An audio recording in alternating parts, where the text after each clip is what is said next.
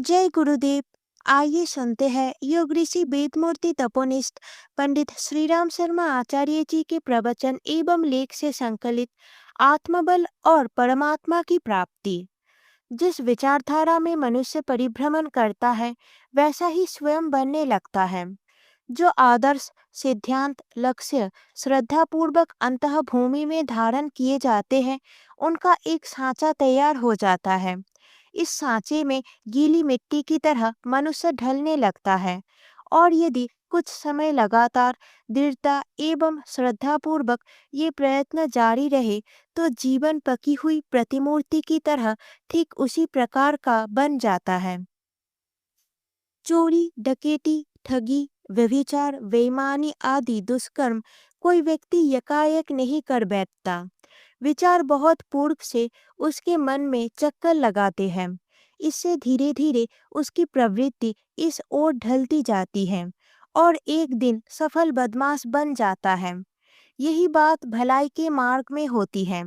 बहुत समय तक स्वाध्याय सत्संग चिंतन मनन करने के उपरांत उत्तम विचारों के संस्कार दृढ़ होते हैं।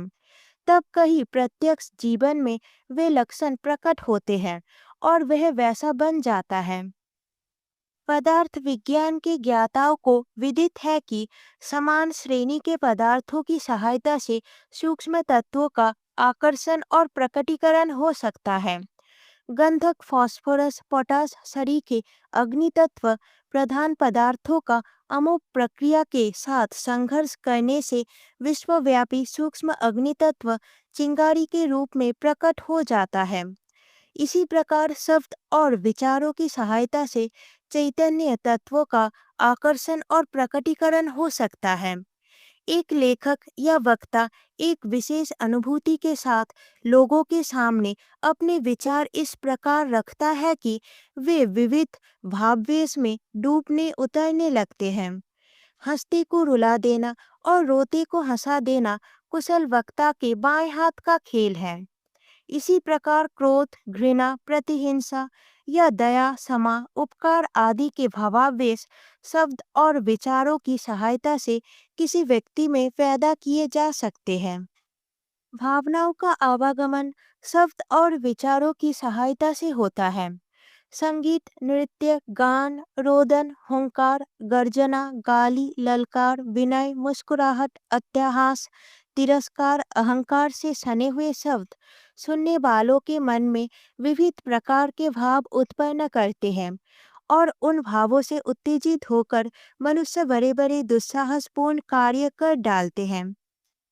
शब्द और विचार मिलकर ऐसा शक्तिशाली माध्यम बन जाते हैं जो सूक्ष्म चैतन्य जगत में से उसी प्रकार के तत्वों को खींच लाते हैं और जिस स्थान पर उन्हें पटका गया था वहां प्रकट हो जाते हैं।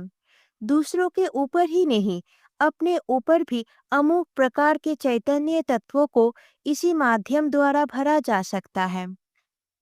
इससे प्रकट है कि परमाणुमय भौतिक जगत की भांति संकल्पमय चैतन्य जगत में भी वैसे माध्यम मौजूद हैं जो अदृश्य तत्वों और शक्तियों को खींच लाते हैं और उनका प्रत्यक्षीकरण कर देते हैं। गायत्री की शब्दावली एक ऐसा ही माध्यम है। इसकी शब्द श्रृंखला का गुंथन इस प्रकार हुआ है कि भावना ग्रंथियां उत्तेजित होती है और ये मंत्रोच्चारण एक ऐसा शक्तिशाली माध्यम सूत्र बन जाता है जिसके द्वारा गायत्री की ब्राह्मी शक्ति सूक्ष्म लोक से खींच खींच कर मनुष्य के अंतःकरण में जमा होने लगती है और वह दिव्य तत्वों से ओतप्रोत होने लगता है। गायत्री की साधना से सतोगुण की ब्राह्मी भावनाएं अंतः प्रदेश में अपना केंद्र स्थापित करती है। उन भावनाओं के अनुरूप आंतरिक जीवन बन जाता है। उसी प्रकार की प्रवृत्तियां बाह्य जीवन में भी दृष्टिगोचर होती है। आत्मा की समीप सच्चित्त और आनंदमय तत्वों का भंडार प्रचुर मात्रा में जमा होने लगता है। ये संचय ही आत्मबल कहलाता है। इस प्रकार वेद माता गायत्री की कृपा से साधक आत्मबल संपन्न बन जाता है। जय गुरुदेव।